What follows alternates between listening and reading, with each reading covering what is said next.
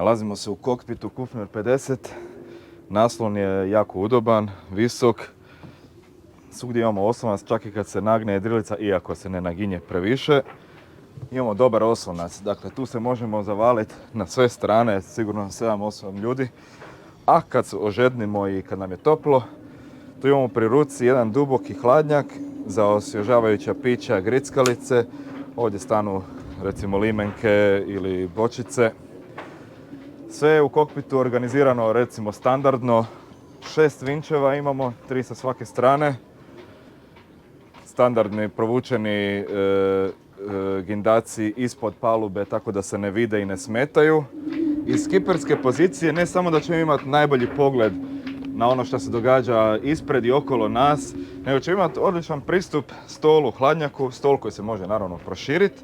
I kad se jedan član od posade odluči kuhat, tu ima jedan zgodan roštiljčić. Ovaj je nov pa još ima naljepnicu.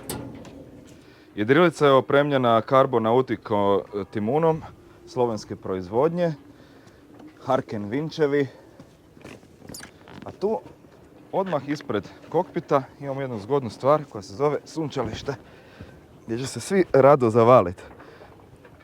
A nije ko inače na jedrilicama da je udaljeno jako između kokpita i prove, nego ovdje se čak može i komunicirati sa ljudima koji su u kokpitu, tako da ima više zona gdje ljudi mogu boraviti tijekom plovidbe. U provi je duboko spremište za sidreni lanac. U njega se može ući, ali nije baš za krupnije osobe, tako da tu treba malo pripaziti, poslati nekog mršavijeg. Stojimo na tikovoj palubi, jer sve Kufner jedrilice su standardno opremljene sa tikovinom.